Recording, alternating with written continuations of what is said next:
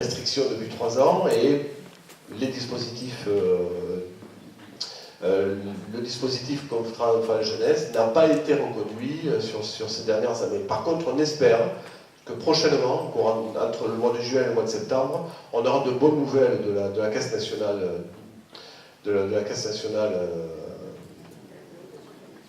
des allocations familiales. Qui va peut-être enclencher de nouveaux dispositifs. Il y a de nouveaux dispositifs qui devraient arriver, mais ils sont en train d'attendre. Avec impatience. Bon, maintenant, on a vu les coûts. Les différents coûts, et on ne va pas rentrer dans le détail de ce tableau aussi, mais quand même, colonne par colonne, garderie payante, 1 pour 30 l'encadrement, le périscolaire, 1 pour 22, et l'ALAE, 1 pour 18 ou 1 pour 14. Le personnel complémentaire a été chiffré à 75 000 € pour la garderie, 88 000 € pour le périscolaire et 197 000 € pour l'ALAE. Au niveau de la PSO de la CAF, donc il n'y en aurait pas dans les 2 premiers dispositifs, et 120 000 € pour le dispositif ALAE. Jusque-là, vous me suivez. Il y a des budgets éducatifs qui vont être liés aux différents dispositifs, mais évidemment, si on fait une simple garderie, le budget éducatif va être limité à 10 000 €, 10 000 € aussi pour le périscolaire et 30 000 € pour l'ALAE. Quand on se donne de l'ambition sur une action éducative plus forte, bien sûr, il faut un budget éducatif. Au niveau administratif, il y a des frais de gestion aussi qui vont aller croissant en fonction du dispositif choisi. Il y a aussi des frais de gestion très liés à l'augmentation du personnel, à la nécessité de mettre en place des formations et à toutes ces contraintes qu'il va falloir porter dans le cadre d'un ALAE. Donc avec en frais de gestion 27 000 € pour l'ALAE et 10 000 € pour le périscolaire. Et voilà la partie qui vous intéresse le plus, c'est la participation des familles, qui est de 38 000 € dans le cadre d'une garderie, 61 000 € dans le cadre d'un périscolaire et 89 000 € dans le cadre d'un ALAE. Voilà. Ensuite, ce calcul a été fait avec les dépenses engagées par la municipalité aujourd'hui et les dépenses complémentaires qui seront injectées dans les dispositifs pour rejoindre le niveau qui était avant la perte des emplois aidés, et ce qui nous amène donc aux éléments que je vous ai donnés. Donc 35 000 € pour la participation, pour la garderie, 61 000 € pour le périscolaire et 38 000 donc et 88 900 pour l'ALAE.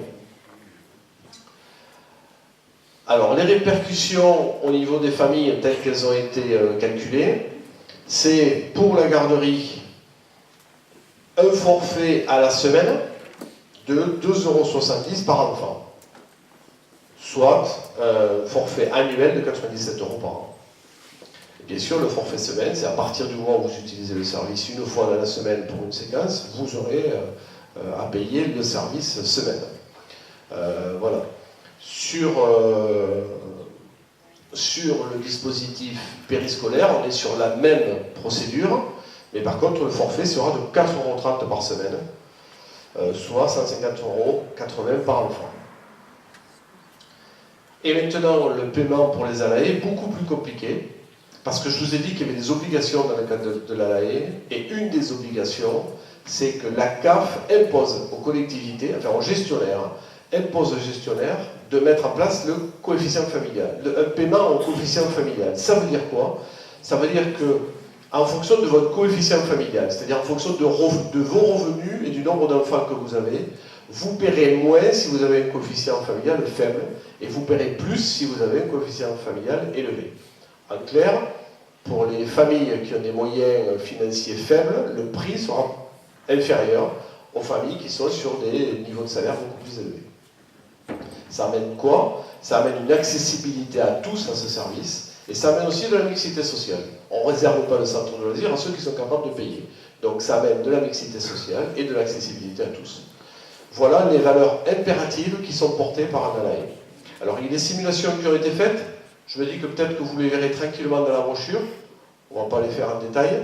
Et vous verrez des simulations avec si votre enfant vient que le matin et à midi, s'il vient à midi et le soir. Mais de toute façon, vous aurez les éléments pour les calculer. Autre élément important,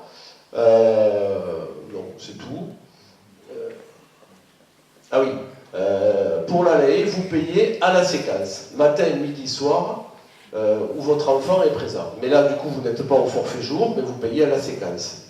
Parce que lorsqu'on met en place un dispositif à la Haye, on met en place aussi un système de validation des présences qui permet de facturer aux parents réellement à la séquence. Donc là aussi, finalement, ça peut être relativement intéressant financièrement. Vous avez déjà ce dispositif qui est appliqué sur la restauration scolaire. Alors du coup, on va le regarder. Pardon. Qui vient d'être voté, qui va être appliqué à la rentrée. Donc on est sur les mêmes tranches. Le choix qui a été fait sur Verdun-sur-Garonne, c'est de respecter toutes les tranches du coefficient familial. Donc vous voyez que sur une famille à faible revenu, vous allez payer 2,05 € le repas. Et sur une famille à un revenu élevé de plus de 1500, c'est entre 4 000 et 6 000 € en fonction des enfants que vous avez, le nombre d'enfants que vous avez. Donc on est sur des revenus relativement confortables. Et vous allez payer 3,10 €. Donc 2 € pour les familles à faible revenu et 3,10 € pour les familles à revenus élevés. Peut-être qu'on peut dire que derrière le document qu'on vous a donné, il y a les parts, des coefficients familiaux que vous pouvez retrouver par rapport aux revenus en fait, des nouveaux enfants. Vous pouvez regarder en détail. Alors ça, c'est un calcul que vous êtes certainement en mesure de faire, mais comme disait Madame le maire, la municipalité et les parents d'élèves se mettront à votre disposition pour vous aider. Voilà, par contre, sachez que le menu acheté au prestataire est à 2,66 €. Donc vous voyez que certains parents payent moins cher que le prix de revient des ingrédients livrés à liaison fraude, mais que le prix d'un repas complet est de 9 € par enfant. Parce que dans le repas, vous avez le personnel d'encadrement, vous avez des fluides, vous avez le matériel, l'investissement du matériel, et vous avez tous ces éléments qui accompagnent le repas, qui bien sûr font monter le prix du repas. 9 € pour la municipalité pour faire manger vos enfants, et certaines familles ne payent que 2 €. Donc il y a déjà une démarche sur ce temps-là qui est très sociale, et qui est engagée pour une population très forte, puisqu'il y a 85% des parents qui sont intéressés par ce service. Et pour finir avec les tarifs... Si ?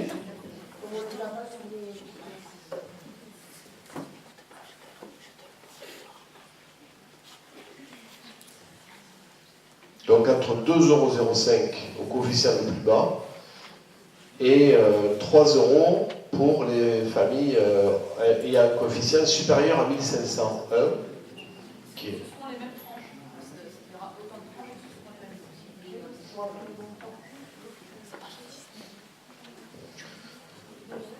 Le travail d'estimation des retours économiques du paiement des parents a été fait sur les bases du pourcentage des parents de Verdun-sur-Garonne sur chacune des tranches au coefficient familial.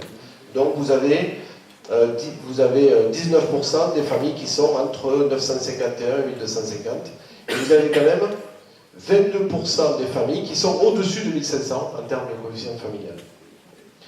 Alors ça représente quoi maintenant? Les tarifs qu'on vous a proposés en termes de paiement le matin et le soir, hypothèse moyenne au coefficient familial 750, soit environ 0,4 € de l'heure. C'est-à-dire que les tarifs qui vous sont proposés sur le matin et sur le soir, si on divise par le nombre d'heures, c'est 0,4 € de l'heure, 40 centimes de l'heure.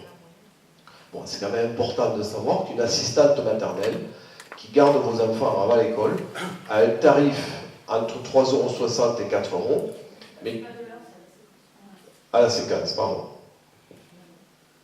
Oui. Et oui, c'est important. Oui, oui. Oui, 0,4 € à la séquence. Voilà, sachant qu'un parent, une assistante maternelle, facture à peu près, sur ce type de prestation d'accompagnement, où elle va récupérer les enfants à la sortie de l'école et les restituer aux parents plus tard, de l'ordre de 4 € de l'heure. Ça donne quand même un ratio, et vous voyez que Verdun-sur-Garonne, par rapport aux communes voisines, serait sur un niveau de facturation moyen, que j'ai plutôt envie de qualifier de faible. Et vous avez même certaines communes sur lesquelles vous avez le petit rond simple garderie, des communes qui font payer une simple garderie à des tarifs encore plus élevés que ce que la municipalité vous propose aujourd'hui sur un service complet à l'année.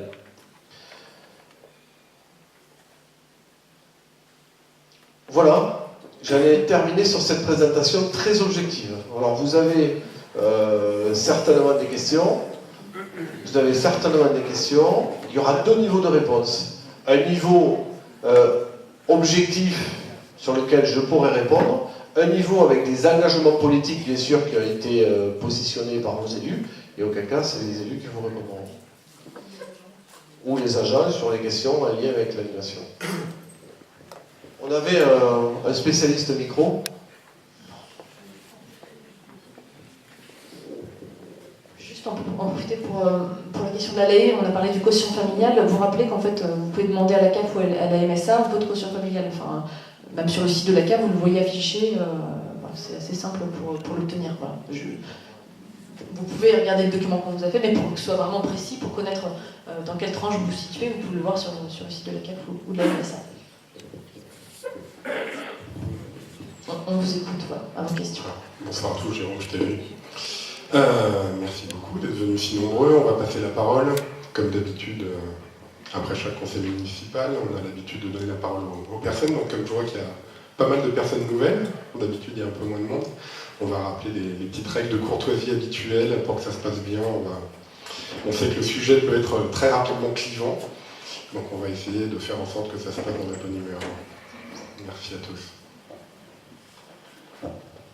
Bonsoir.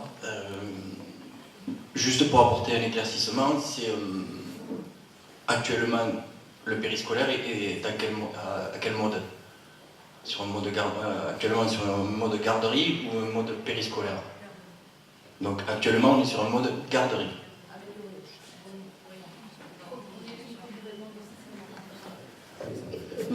On peut répondre, mais actuellement le périscolaire est sur un mode garderie amélioré puisqu'on a des animateurs et non des agents. Il y a une différence entre des agents qui ne sont pas formés et des animateurs déjà. Et les animateurs aujourd'hui sont très motivés, donc proposent des activités. Là où demain, sur un mode garderie avec des agents, il n'y aura pas d'activité proposée aux enfants, ce sera de la surveillance simple. Donc on est sur un entre-deux, si vous voulez. Donc on est en termes de taux d'encadrement, on est sur un taux d'encadrement de garderie, mais en termes de qualité de service, on se rapproche du périscolaire. Donc on est sur un animateur pour 30 enfants, aujourd'hui. Voire un animateur pour 40 enfants à certains moments, notamment... Aujourd'hui on est sur un animateur pour 40 enfants. À certains moments, voilà. Donc, et c'est pour ça que Sabine expliquait qu'il y a beaucoup de temps sur lesquels il ne peut pas rien être proposé du tout aux enfants en termes d'activité. Il n'y a que certains temps sur lesquels aujourd'hui les animateurs qui sont vraiment qui donnent énormément et je les remercie de tout le travail qu'ils font, arrivent à faire des activités avec 25 enfants dans un contexte qui est quand même très compliqué avec des enfants qui ont besoin aussi de se défouler, de lâcher, c'est pas un contexte scolaire.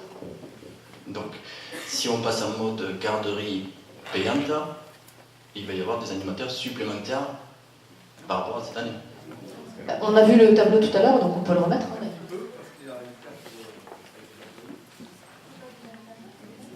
Ce sera des agents, ce ne sera pas des animateurs, on précise. Les animateurs que vous avez déjà... Là, en l'occurrence, si on peut parler des animateurs à l'heure actuelle, il y en a quelques-uns dans la salle ce soir, enfin c'est pas un secret, ils nous ont déjà dit que si c'était en mode garderie, un certain nombre partiraient. Donc ils ne seront pas remplacés par des animateurs, ils seront remplacés par des agents. Et la nuance est importante, hein, c'est pas la même chose. Enfin, c'est pas forcément des personnes pour moi, ce que je comprends, c'est que il va falloir des agents supplémentaires pour passer en mode garderie payante. Oui, parce qu'avec la suppression des emplois aidés, on a réduit, c'est-à-dire qu'il y a 3 animateurs de moins qu'à la rentrée. À la rentrée 2017, il y avait 3 animateurs de plus. Et le fait d'avoir la suppression des contrats aidés, financièrement, on ne peut pas continuer comme ça. C'est pour ça qu'on propose là, dans ce qu'on nous propose, c'est d'être dans un mode garderie à un animateur pour 30. Voilà. Ce qu'on ne peut pas assurer actuellement avec la suppression des emplois aidés. Enfin, on ne l'a pas dit, mais la suppression des emplois aidés, pour la partie animation, c'est un coût de 80 000 € pour la commune. Voilà. Enfin, ça nous oblige à nous sortir 80 000 € pour avoir le même nombre de personnes qu'on avait en septembre 2017. Donc je reviens sur l'histoire du nombre d'agents. En garderie payante, vous annoncez un agent pour 30 et en périscolaire 1 pour 22. Est-ce un engagement, sachant que vous mettez que pas d'obligation de remplacement? Donc ces chiffres, ils servent à quoi s'il n'y a pas d'engagement sur le taux d'encadrement? C'est-à-dire que nous, on va recruter le nombre d'agents pour être un animateur pour 30 ou un animateur pour 22. Après, si il y a une épidémie de grippe et qu'on a deux agents qui ne sont pas là un jour, alors on fera le maximum, on s'arrangera avec les ADSEM, on essaiera de...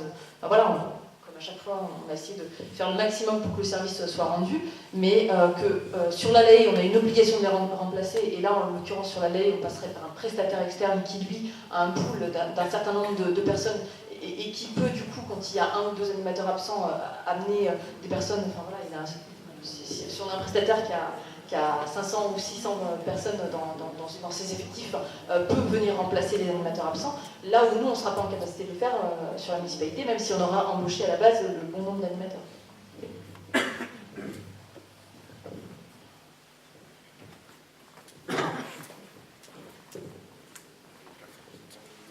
Je reviens dessus. Bonsoir, moi je voulais savoir si vous n'avez pas peur dans le cadre de la garderie et du périscolaire, de l'augmentation du nombre d'enfants en garderie. Parce que très clairement, quand vous avez un paiement au forfait, il y a certains parents qui vont tenter de les laisser beaucoup plus d'enfants. On est d'accord, c'est actuellement gratuit. Là, ça va l'être payant. Dès lors où c'est payant, j'entends pas. Désolée. Je pense que ce que veut dire Jérôme, c'est que demain ce sera payant, aujourd'hui c'est gratuit, il n'y aura pas plus de monde demain alors que ça va devenir payant, alors qu'aujourd'hui c'est gratuit. Je pense que c'est... Pour les parents qui travaillent, les deux. Je ne suis pas si sûre qu'il y a le travail. Et oui, il faut le simple travail, c'est pour les deux parents qui travaillent. Oui, mais ça n'en est pas moins payant aujourd'hui. Oui. D'accord, et je pense que du coup il y aura des animateurs en plus qui seront payés par les personnes qui payent. Oui, mais il y aura plus d'animateurs, donc oui, il y aura plus d'enfants, mais il y aura plus d'animateurs. Pourquoi? Oui, bon ça. Du coup, les structures sont plus adaptées. Parce que même actuellement, Jules Verne, quand on voit l'état des enfants dans lesquels on récupère le soir, ou même dans le hall d'entrée couvert de boue, du coup, on se pose quand même beaucoup de questions s'il y a une augmentation d'enfants à la rentrée. Je suis concernée, c'est vrai que le soir, j'en ai marre de récupérer ça, donc ça me fait des frais supplémentaires aussi. Donc, oui, mais oui, c'est ce qu'on entend. Donc, est-ce que du coup aussi, il y aura une amélioration au niveau des structures? C'est-à-dire des endroits adaptés, propres Est-ce que c'est prévu aussi? Parce qu'on veut bien payer, mais il faut que ce soit quand même aussi adapté. Alors, je vous rappelle que jusqu'à présent, on avait 550 enfants sur un groupe scolaire. On a fait un projet à 5 millions d'euros pour ouvrir un nouveau groupe scolaire. Donc maintenant, on a 550 enfants répartis sur 2 groupes scolaires. Donc je pense qu'en termes d'infrastructure, on ne peut pas dire qu'on n'a pas mis les moyens. Je crois qu'on est une des seules communes du Tarn-et-Garonne qui construit un groupe scolaire, non pas des classes supplémentaires, mais un groupe scolaire. Après, j'entends les problèmes de boue et donc là, c'est une problématique d'aménagement de la cour et de savoir si on rajoute du gazon synthétique sur la partie qui était enherbée et qui s'est érodée avec le temps.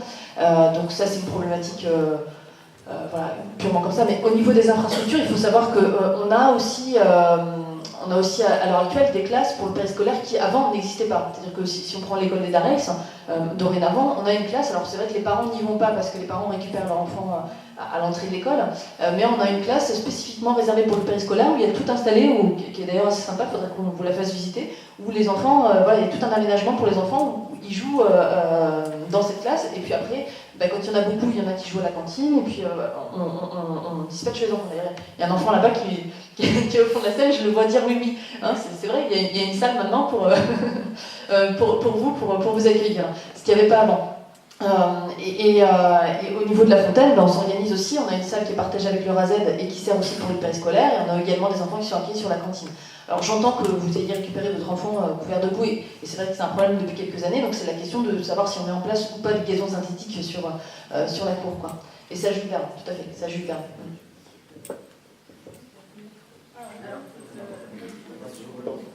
Alors, il y avait une question à Monsieur Petit, je reviens vers vous juste après.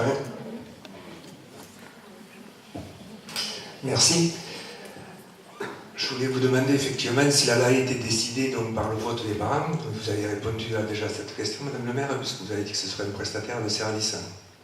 Voilà. Donc en tant que directeur de la MJC de Lavin-sur-Laronne, on voudrait savoir si vous avez l'intention de continuer à travailler avec les animateurs qui sont aujourd'hui sur le terrain, donc c'est-à-dire les accueils de loisirs de la MJC, donc, et après quiz donc, du personnel qui aujourd'hui donc, travaille à la mairie.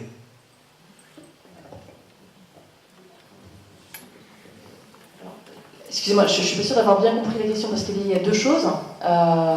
Vous parlez de l'accueil du centre de loisirs. L'accueil du centre de loisirs, c'est une prestation de la communauté de communes, puisque aujourd'hui les enfants le mercredi et les vacances scolaires, la commune ne gère pas du tout ce temps-là. C'est un temps qui est géré par la communauté de communes, qui fait appel à un prestataire, en l'occurrence vous, la MJC. Donc là, ça ne nous concerne pas, donc je vous propose de vous adresser à la communauté de communes pour ça. Après, sur ce qui concerne la mise en place d'un ALAE, on va, en effet, si c'est le choix des parents, puisqu'en l'occurrence, c'est les parents qui auront le choix, si c'est le choix des parents, on fera une mise en concurrence, alors soit sous la forme d'un marché public, soit sous la forme d'une délégation de service public, mais on fera une mise en concurrence pour un prestataire. Donc la MJC pourra candidater pour pouvoir être prestataire pour la mise en place d'un ALAE, si c'est votre question, c'est ça ? Oui, mais oui, pourquoi faire donc un appel à candidature sur une prestation de service alors qu'aujourd'hui vous avez des animateurs qui sont formés, qui sont diplômés et avec une structure qui fonctionne sur Lavin-sur-Laronne. Pourquoi vous voulez faire un appel d'offres? Parce qu'on n'a pas d'obligation de faire un appel d'offres aujourd'hui pour gérer donc un ALAE. C'est ma question. Pourquoi vous voulez faire on pourrait le gérer en régie, c'est ça?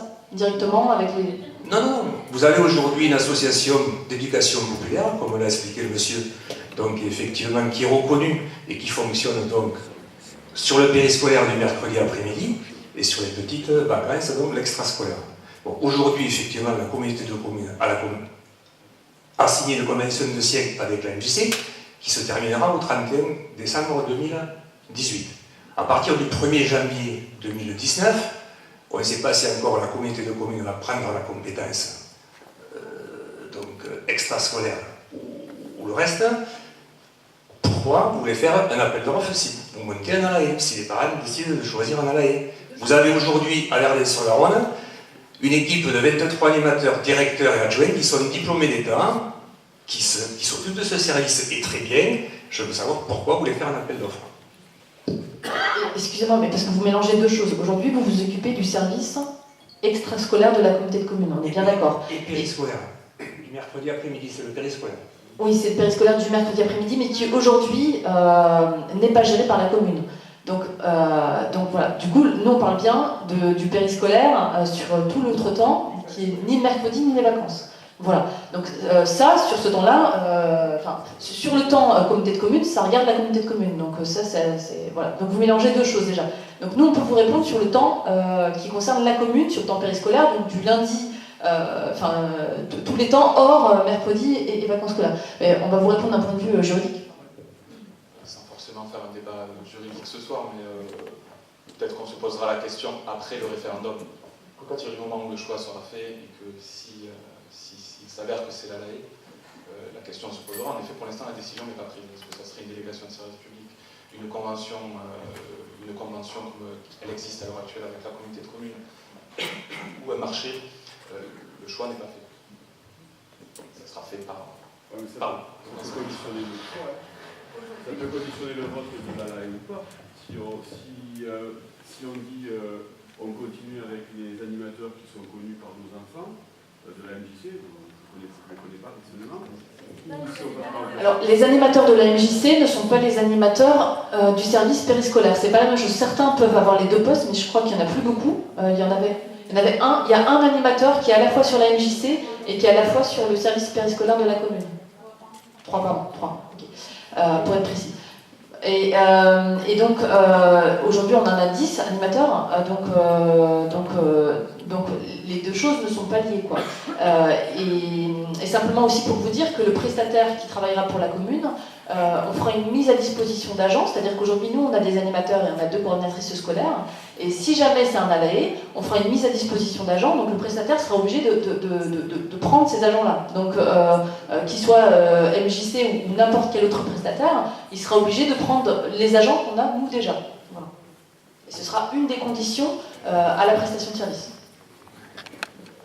Donc ça veut dire que, par exemple, on a 4 animateurs qui sont agents titulaires, qu'on a titularisés, et ces 4 personnes, elles ne bougeront pas, elles resteront si c'est un ALAE, quoi, il n'y a pas de souci. Par rapport à ce que vous dites, Madame le maire, c'est pas tout à fait exact, puisque par rapport à ce que dit le monsieur, il y a une passerelle qui est faite notamment sur le mercredi entre les enfants qui sont dans le scolaire et qui viennent sur le périscolaire et qui fréquentent les animateurs de l'MJC. Voilà.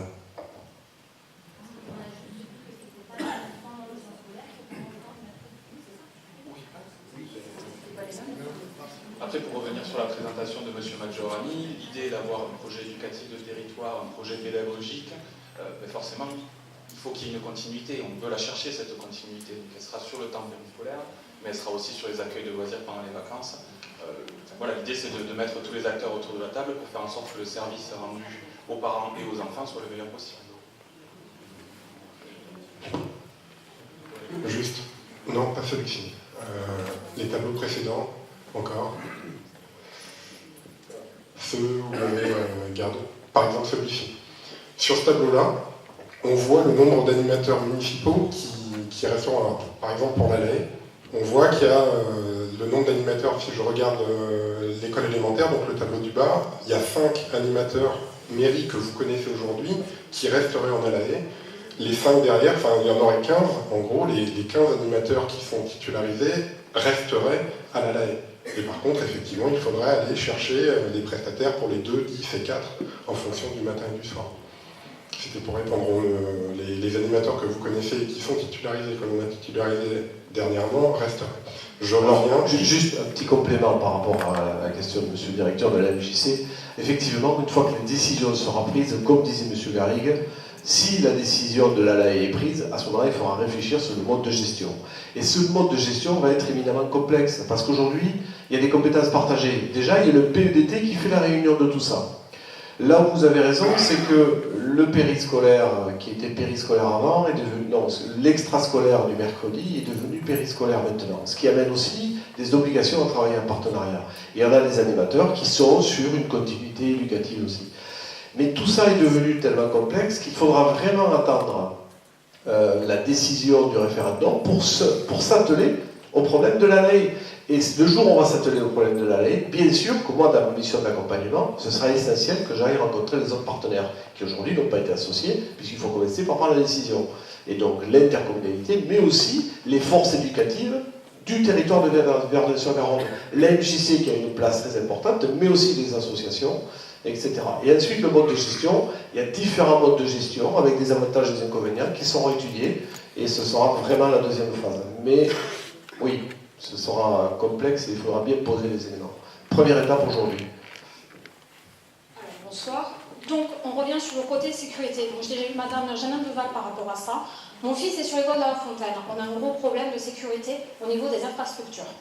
Parlons déjà juste de la cour des petits. Parlons des plates d'égout qui bougent, qui se soulèvent. Un jeu où il y a une bûche qui a 2 mètres de hauteur avec des enfants quand même de 6 ans. Maintenant, il y a quelqu'un qui surveille le jeu maintenant sur le temps périscolaire parce que quand même j'ai dû appeler Madame Jeanne Deval pour qu'il y ait quoi que ce soit qui se fasse.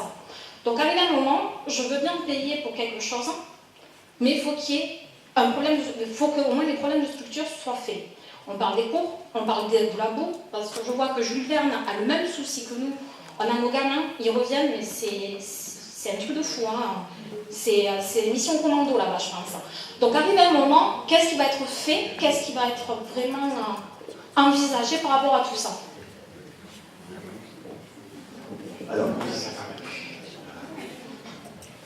donc sur le groupe scolaire, c'est un nouveau groupe, il y a eu 5 millions d'euros qui ont été mis en place.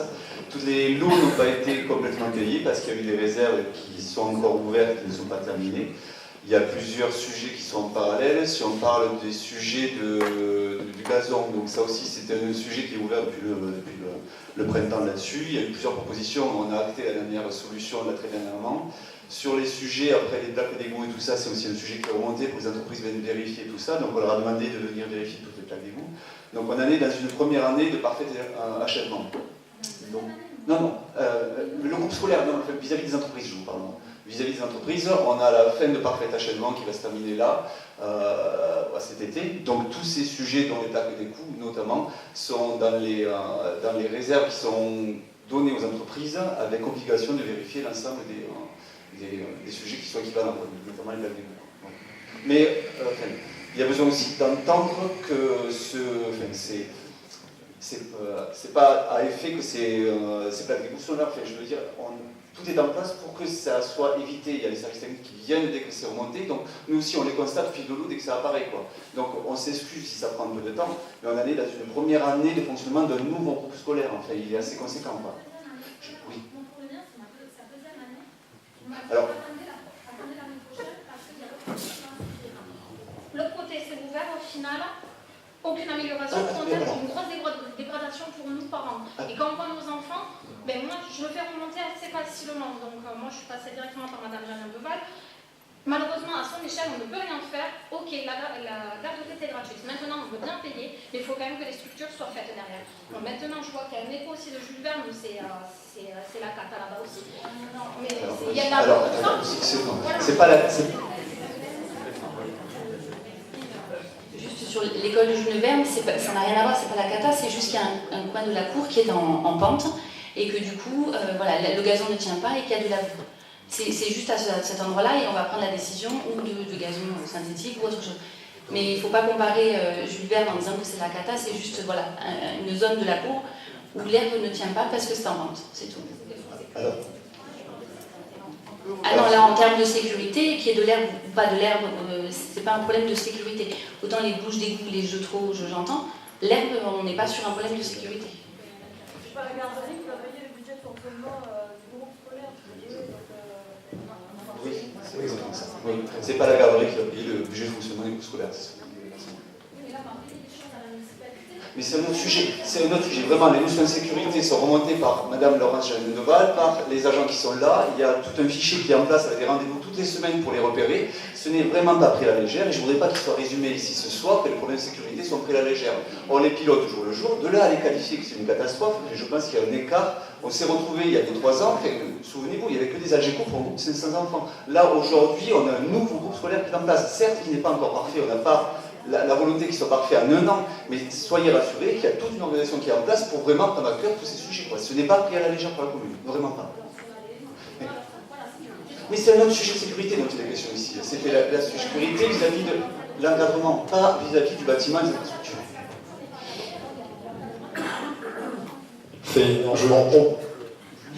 Rapidement, on n'est pas en train de dire qu'avec la LAE, il n'y aura aucun problème de sécurité. On dit juste qu'avec la LAE, il y aura plus d'adultes qu'avec le périscolaire où il y en aura un peu moins, qu'avec la garderie où il y en aura encore un petit peu moins. C'est tout. On n'est pas en train de dire, allez-y, votez pour signer sur la LAE et vos enfants seront en parfaite sécurité. Il y a encore des gamins qui vont revenir avec des égratignures, il y a encore des gamins qui vont revenir avec de la boue. La LAE ne va pas régler tous les problèmes et c'est surtout pas ce qu'on est en train de dire.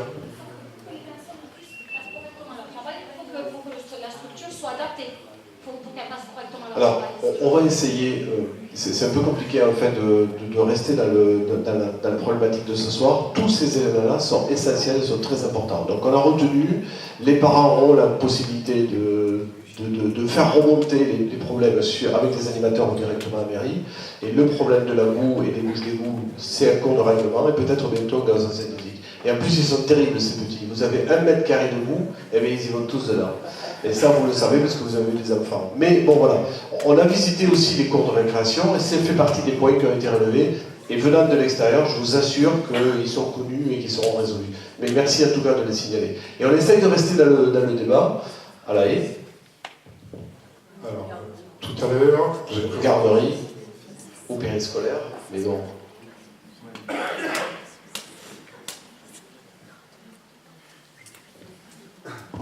Alors, il y a beaucoup de mains qui se lèvent. Je voulais juste savoir la différence entre agent et animateur. Et qu'est-ce que c'est un ATSEM aussi par rapport à ça? Allez, je réponds. Un agent, c'est un simple agent municipal. Un animateur, c'est un agent municipal qui a un diplôme et qui peut faire partie de la filière animation, mais finalement, ce n'est pas une obligation. Et une ATSEM, c'est un agent territorial spécialisé des écoles maternelles. On n'avait pas le T avant, et qui est le soutien aux enseignants toute la journée, mais qui, dans le cadre de ses missions, peut très bien avoir aussi un temps d'accompagnement sur le périscolaire. Et qui en fait effectivement sur Garonne. Et quand je vous disais que certains agents seront labellisés pour être reconnus dans le staff d'encadrement, bien sûr, on pensait aussi aux enseignants. Et qui ont d'ailleurs une particularité très forte sur laquelle on veut s'appuyer. C'est à peu près les seuls agents qui ont la continuité entre l'école et le périscolaire. Ou le périscolaire. Voilà, parce qu'ils voient les enfants dans le cadre scolaire, mais ils le voient aussi après avec les animateurs. C'est des agents essentiels pour nous. J'ai cru voir une main se lever, après là-bas. Bonsoir. Alors déjà, je me lève, comme ça tout le monde me voit, c'est plus poli. Alors, première chose, vous avez mis un taux de participation de 60%. Qui a décrété ce taux-là? Taux de participation à la cantine, 85%. Ah. C'est la mairie. C'est vrai que je ne l'ai pas expliqué au tout début, donc on a mis en place un comité de pilotage pour travailler donc, pour vous proposer tout ça ce soir. Et ce comité de pilotage était composé donc, de 3 parents d'élèves, un par école, puisqu'on a 3 écoles, même si on a 2 gros groupes scolaires. Donc 3 parents d'élèves, il y a eu des animateurs, des ATSEM, les coordinatrices scolaires, la CAF et 3 élus. Et M. Perry aussi, directeur général de la commune, donc, qui ont fait partie de ce comité de pilotage. Donc ce comité de pilotage a travaillé notamment sur les règles du référendum, et vous les avez d'ailleurs en ligne, puisque là je vous en ai cité que quelques-unes, mais vous avez l'intégralité des règles du référendum qui sont en ligne sur le site internet. Et donc on a travaillé avec les parents d'élèves sur cette question de savoir combien on mettait de pourcentage pour le référendum. Au début on était parti sur 70% de parents qui doivent participer, on se pose la question sur 50%. Et puis ben voilà, du coup on a tranché, on a dit 60%. Alors, juste cette question, parce que le référendum local, c'est labellisé, comme monsieur dit, c'est très... c'est soumis à des règles, c'est soumis à des articles de loi. Et simplement la majorité des votants suffit. Donc si vous avez dit parler de 600 par an, je crois, donc ça fait 300 euros. Alors un référendum local, en fait, c'est pas ce qu'on propose aujourd'hui. Si on avait fait un référendum local, il fallait faire voter toute la population de Verdun-sur-Garonne. Là, nous, on a fait le choix de faire un référendum sur les utilisateurs du service, c'est-à-dire sur les parents. Et si on avait fait un référendum local, certains parents n'auraient pas pu voter, parce que certains sont de nationalité étrangère et ne sont pas inscrits sur les listes électorales, et certains parents n'étaient tout simplement pas inscrits sur les listes électorales et n'auraient pas pu voter. Donc un référendum local, c'est autre chose. C'est un autre cadre juridique, et c'est pas dans ce cadre-là qu'on s'inscrit. Alors on aurait pu l'appeler autrement, on aurait pu l'appeler consultation, mais sauf que pour nous, référendum, c'était aussi l'idée que derrière, on s'engageait à suivre le vote des parents. Donc consultation, il n'y a pas d'engagement à suivre le vote. Donc c'est pour ça qu'on l'appelait référendum. Voilà. Mais c'est pas un référendum local, sinon il fallait le déclarer en préfecture, il y avait un certain nombre de règles. C'était ma question, parce que justement, sinon c'est plus compliqué que ça, et ça se passe pas comme ça, c'est pour ça. Mais vous comprenez quand même que, j'entends que ce soit pas un référendum local, mais que c'est déjà énorme pour une commune de mettre ça en place, c'est un coût, on y passe énormément de temps, et que c'est pas, voilà, on vous laisse choisir le niveau de service que vous souhaitez. Donc je pense que, faut le voir comme une chance, quoi. Après, juridiquement, c'est pas le cadre du référendum local, mais voilà. Alors, juste pour revenir sur quelques points que vous avez mentionnés, notamment sur la présentation de la garderie, quand vous mettez que vous n'avez pas d'obligation de remplacer le personnel. Alors, je suis d'accord, c'est pas labellisé, machin, vous faites ce que vous voulez. Sachez quand même que si on vous laisse nos enfants, ils sont sous votre responsabilité à vous, Madame le maire. Voilà. Donc si vous ne remplacez pas, si vous voulez... Je vous remercie, je le sais, depuis 4 ans. C'est le problème à vous finalement. Nous on verra. S'il arrive quoi que ce soit, ça sera un problème pour vous, pas pour nous. Si votre enfant va pas bien, je pense que c'est aussi un problème pour vous. Entre guillemets, vous prendrez vos responsabilités, c'est ce que je veux dire. C'est pas déclaré comme ça. Non mais c'est pas déclaré comme ça, s'il vous plaît. Là, tel que c'est présenté, c'est un adulte pour encadrer 70 enfants, ça va être no man's land, ils vont faire ce qu'ils veulent. C'est pas le cas, on n'a jamais la responsabilité de ça. Non, c'est pas ce qui se passe. C'est marqué un adulte pour 30 enfants. Je sais pas, vous avez eu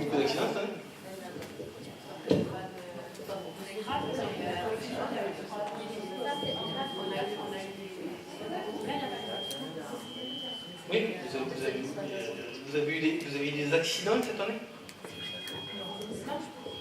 Vous avez eu des incidents, des bobos, des blessures, des bobos, même si on est à la LAE, même si on est à la LAE ou même si on est en périscolaire, des bobos, on en aura tous. C'est bien ce que, là que je vais en venir, c'est que c'est pas parce qu'il y aura un adulte pour 14 enfants ou un adulte pour 30 qu'il n'y aura jamais de problème, c'est des enfants.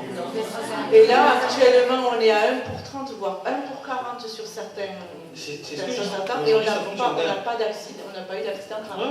Aujourd'hui, ça fonctionne. Je veux dire, j'ai des animateurs quand même qui sont dans la cour et qui regardent. Et alors, juste dernière question. Juste pour vous répondre, pourquoi on ne dit pas d'obligation de remplacer les enfants? C'est simplement parce que ça va être géré en réalité de remplacer les enfants. De remplacer les agents, c'est simplement parce que c'est pas ce qui est proposé au niveau de la garderie du périscolaire, c'est que ça soit la mairie qui le gère en direct. Oui. Et nous, ça nous demande. Tel que c'est présenté, si vous voulez, moi, parent, quand j'ai vu ça, je me suis dit, c'est bon, je vais mettre 1 sur cette. Non, c'est pas du tout ça. On est bien d'accord, donc c'est pas du tout ça. Soulever cette problématique-là, et on est bien sur la LAE, on est plus. Alors, ma dernière question, si la LAE est choisie, sur un mode de fonctionnement classique, un enfant le matin c'est grosso modo 1 heure, 1 heure le soir et 1h30 l'après-midi. Quel type d'activité vont être proposées aux enfants? Alors si on est en LAE, en fait on va respecter davantage le rythme de l'enfant, chose qu'on ne peut pas faire actuellement. Les enfants, après le repas, ils ont besoin d'un temps de calme.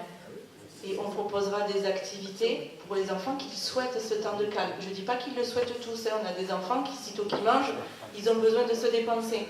Mais je veux dire, on va davantage respecter le rythme de l'enfant, chose qu'on ne peut pas faire actuellement. Ça pourrait être du yoga, ça pourrait être du théâtre, des choses beaucoup plus posées que d'aller faire des activités physiques et sportives dans la cour. Il y a les locaux pour ça? Oui, il y aura les locaux. Non, mais je les ai les locaux sur les écoles, il n'y a pas de souci. Oui, on verra les locaux, mais oui. Mais on a les salles de classe sont aussi pour nous sur le temps. Il y a les salles de périscolaire, il y a les salles de motricité.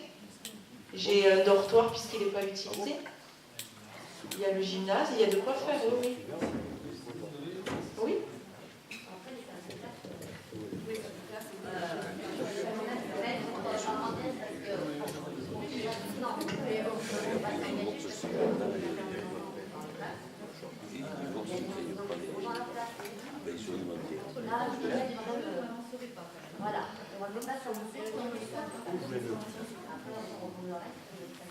Voilà, effectivement, il y a un temps d'accueil qui est très intéressant le soir, de 2h30, qui est relativement rare finalement.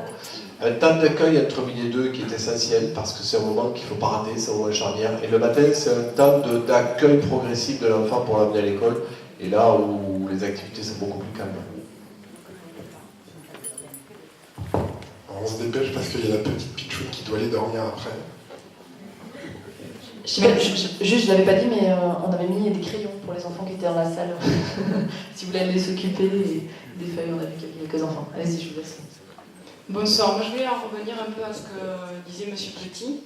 Donc effectivement, en fait, moi je pensais aussi aux parents qui laissent leurs enfants en temps scolaire, périscolaire toute la semaine, le mercredi, le quotient familial qui est pris en compte pour la cantine, toutes ces augmentations pour des parents qui les laissent tout le temps en fait. Est-ce que justement on ne peut pas harmoniser ça? Parce que vous dites, vous faites une moyenne par rapport aux communes voisines. Quand je vois 40 centimes à la séquence pour les autres communes voisines, ou que non, par exemple, 40 centimes pour ici en moyenne, quand je vois par exemple chez Chrysol qui font 20 € pour un ALAE, Diopantal qui fait 22 € pour un ALAE, pour des quotients familiales qui sont au maximum, comme les vôtres, c'est quand même pas le même coût. Alors ça s'explique assez simplement, c'est-à-dire que tout à l'heure on vous a montré le calcul de la PSO, les 120 000 € qu'on méritera de la CAF. Monsieur Maggiolani vous a dit que potentiellement on pourrait capter une deuxième somme de la part de la CAF toujours. Et les communes de Grisol, de Dupantal, qui ont déjà un ALAE, captent cette deuxième somme. Là aujourd'hui, nous, on ne sait pas encore si on va pouvoir la capter ou pas, donc on ne l'a pas mis dans le calcul. D'accord, donc voilà. En fait aujourd'hui, le tarif que vous nous annoncez, c'est pas forcément celui qu'on va payer. C'est le tarif le plus élevé que vous pourrez payer. Voilà. Mais potentiellement, la CAF pourrait nous apporter une aide supplémentaire, mais on n'a pas voulu le compter. Donc en fait, le maximum que pourront payer les parents, c'est 40 € par mois s'ils mettent leur enfant matin, midi et soir, tout le temps, tout le mois. Voilà. Donc en fait, pour les 40 € par mois que vous parlez, c'est hors mercredi, hors cantine. Donc vous imaginez, vous rajoutez le coût du mercredi, le coût de la cantine, vous imaginez le coût pour une famille qui a un quotient familial élevé? Alors, En l'occurrence, 40 € par mois, c'est pour une famille, donc entre 3 500 €, si je ne me trompe pas. Oui, il y a quand même 3 750 € et 6 000 € par mois, qui a des revenus entre 3 750 € et 6 000 € par mois, donc elle paiera pour un enfant 40 €. Ouais, c'est un coût parce qu'on paye aussi pour la CAF, on paye aussi pour... Tout à fait. Mais si vous avez 2 enfants, ça veut dire que vous avez 4 500 € de revenus par mois. Donc si vous payez 80 € avec 2 enfants, vous avez 4 500 € par mois. Excusez-moi, mais moi je pense que quand on a 4 500 € par mois, on est en capacité de payer 80 € pour 2 enfants. Voilà, je pense. C'est mon opinion. J'entends que vous ne soyez pas d'accord, parce qu'aujourd'hui, voilà. Mais quand vous avez 4 500 € par mois, je pense que... Prenez le micro parce que sinon on ne va pas vous entendre, notamment pour les parents qui reverront la vidéo demain. Je vais finir en fait sur ça. Donc on est quand même une commune qui est en augmentation, ok on a un nouveau groupe scolaire, ok on va payer pour le périscolaire, donc pour les quotients familiales, donc on va raquer, en parlant poliment. Et en plus, au niveau des infrastructures, quand je vois les personnes qui sont sur Toulouse, comme les Guevins, font sorte quoi, ce qu'ils payent par rapport aux prestations qu'ils ont, c'est quand même autre chose, quoi. Non, après, il faut peut-être prendre en compte aussi que les parents, ils ont quand même la cantine et le mercredi aussi à payer, c'est quand même pas rien. Et après, quand je voyais Monsieur Petit qui peut-être proposait une harmonisation entre les deux structures, cette solution, je ne sais pas si elle a été vraiment... après, bon, si vous dites que vous allez revoir la prestation, que vous allez faire appel à des prestataires, mais justement, comme disait le monsieur, est-ce qu'on ne peut pas harmoniser les